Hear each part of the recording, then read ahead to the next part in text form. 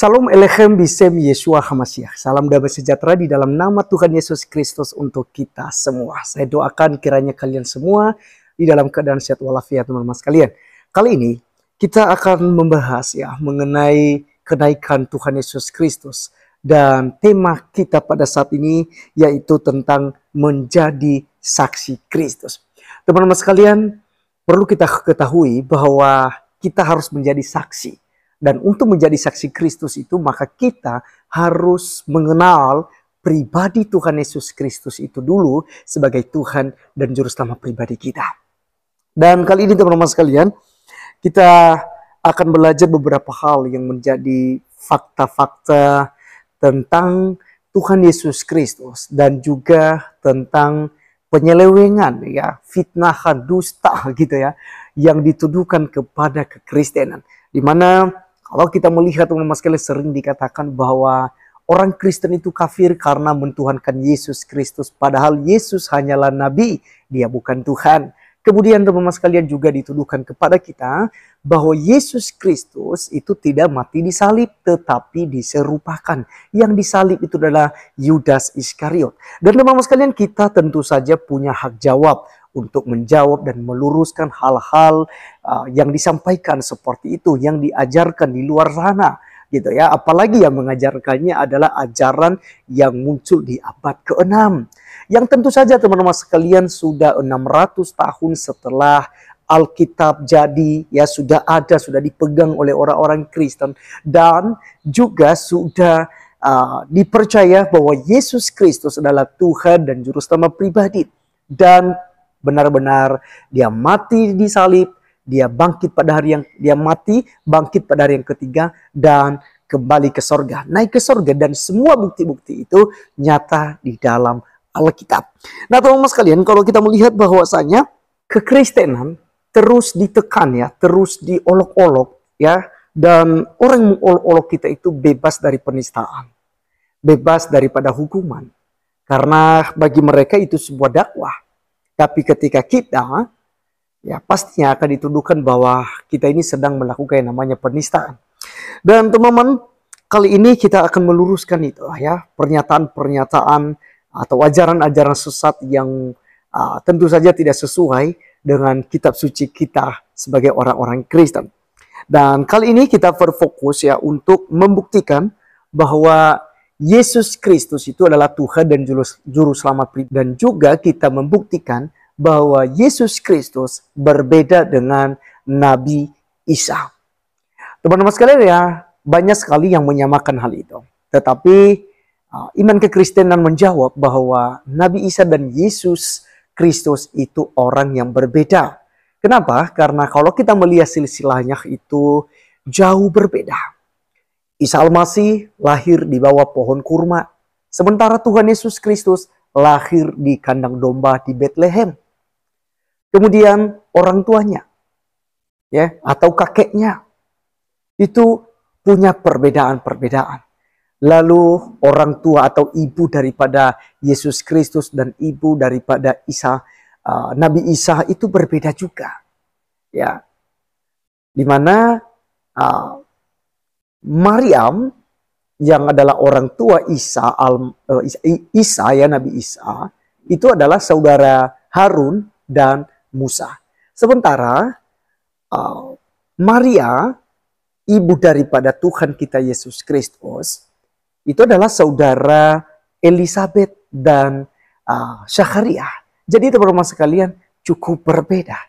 Lalu yang mencolok dari perbedaannya lagi, Yesus Tuhan kita benar-benar mati di salib, dibangkitkan pada hari yang ketiga, bangkit pada hari yang ketiga, lalu dia menampakkan diri selama 40 hari, baru dia terangkat ke sorga atau kembali ke sorga. Sementara Nabi Isa tidak mengalami kematian, tapi diangkat oleh Tuhan, tapi diserupakan gitu Isa Al-Masih itu diserupakan. Nah, maka teman-teman sekalian, kita nyatakan bahwa Nabi Isa dan Yesus Kristus itu jelas-jelas berbeda. Nah, kali ini kita akan melihat beberapa hal, fakta-fakta mengenai Tuhan Yesus Kristus, dan inilah yang harus kita saksikan bersama.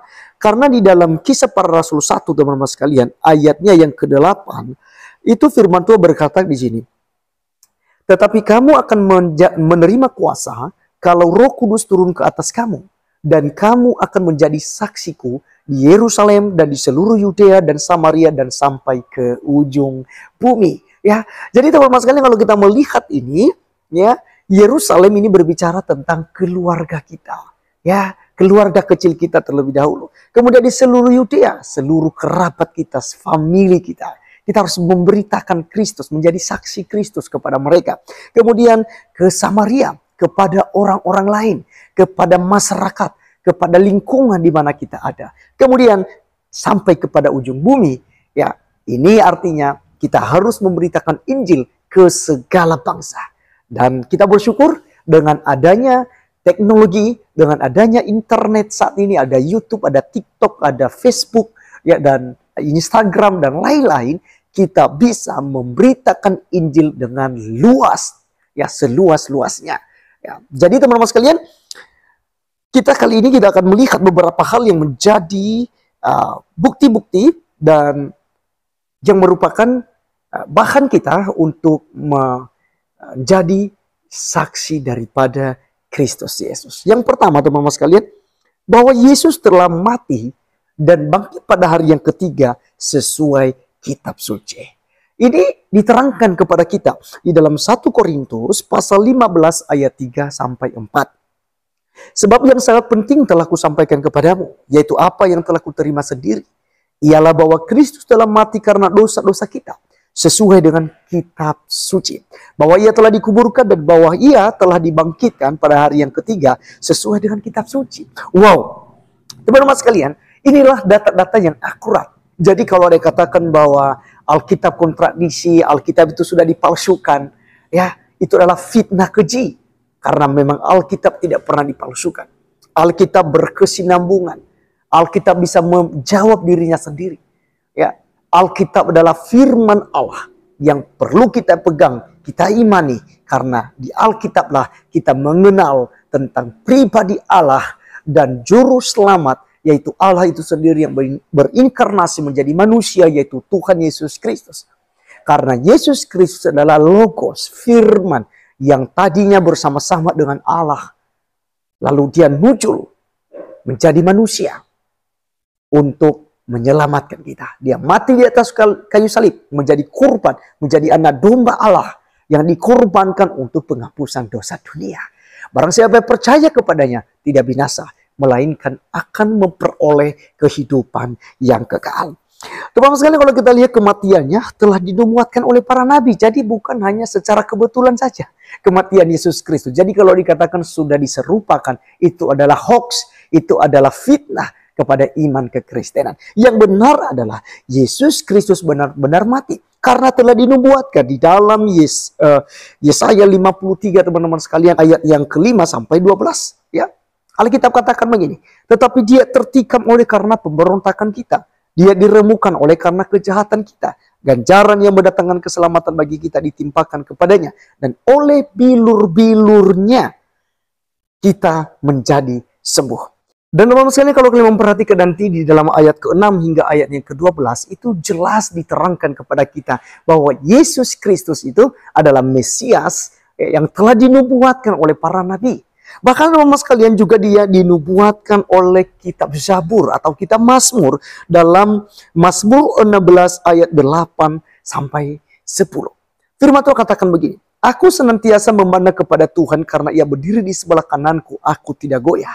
Sebab itu hatiku bersuka cita dan jiwaku bersorak-sorak. Bahkan tubuhku akan diam dengan tentram.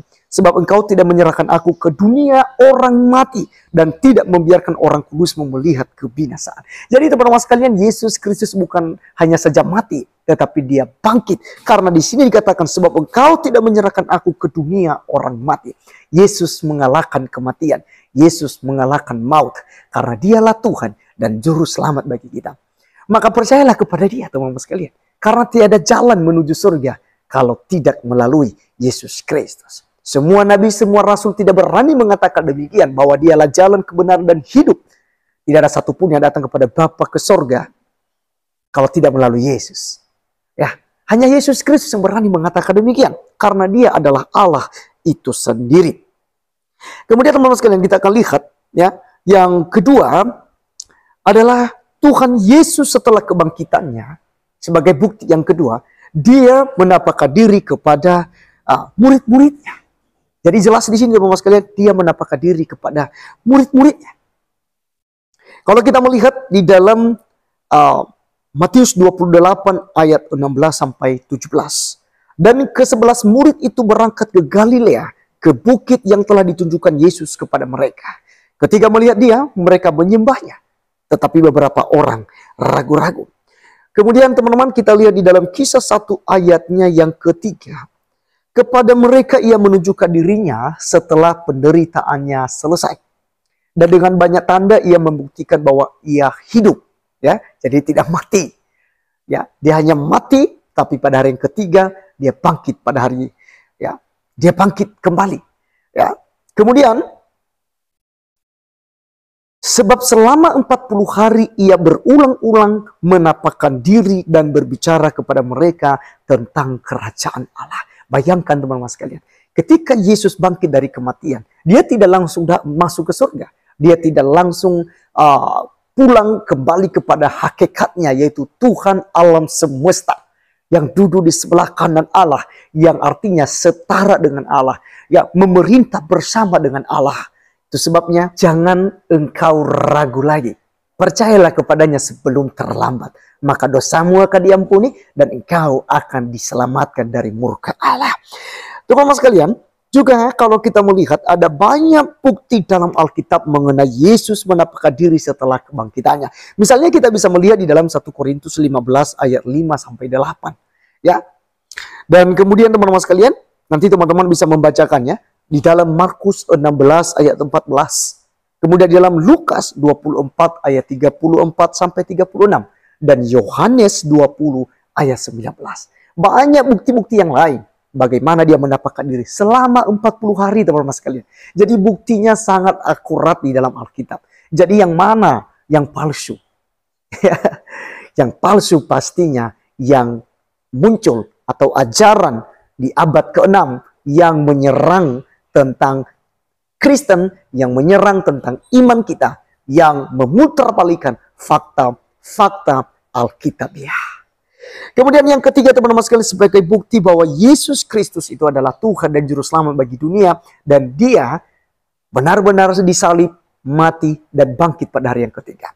Poin yang ketiga adalah bahwa Yesus telah naik ke sorga. Setelah Dia menampakkan diri, Yesus terangkat ke sorga. Dia memberitakan para muridnya untuk mereka datang ke Galilea. Mereka tidak meninggalkan Galilea teman-teman sekalian. Dan mereka pergi ke bukit yang disebut Bukit Zaitun. Di sanalah Yesus memberikan perintah kepada mereka supaya mereka memberitakan Injil, menjadi saksi Kristus kemanapun mereka pergi. Ya, seperti dalam Kisah Para Rasul 1 ayat 8 tadi. Ya, bahwa kita akan menerima kuasa kalau Roh Kudus turun ke atas kita. Kita akan menjadi saksinya dimulai dari Yerusalem, di seluruh Yudea, di Samaria, dan sampai kepada ujung bumi. Ya, ini adalah perintah untuk kita lakukan teman-teman sekalian. Ya, jadi tentang kenaikannya, Dia terangkat ke sorga. Ya, jadi tidak serta-merta langsung Dia diangkat ke langit, gitu ya. Tidak, Dia melewati proses demi proses. Dia mati dulu, Dia bangkit, menampakkan diri selama 40 hari, barulah Dia kembali ke sorga. Disaksikan oleh 24 mata setidak-tidaknya, yaitu para murid yang ada di situ. Ya, yang telah melihatnya. Dan teman-teman sekalian, ya kita bisa melihat ya bahwa Yesus ini terangkat ke surga dan disaksikan. Kisah 1 ayat 9. Sesudah Ia mengatakan demikian, terangkatlah Ia disaksikan oleh mereka dan awan menutupnya dari pandangan mereka. Kemudian di dalam Markus 16 ayat 19, sesudah Tuhan Yesus berbicara demikian kepada mereka, terangkatlah Ia ke sorga lalu duduk di sebelah kanan Allah.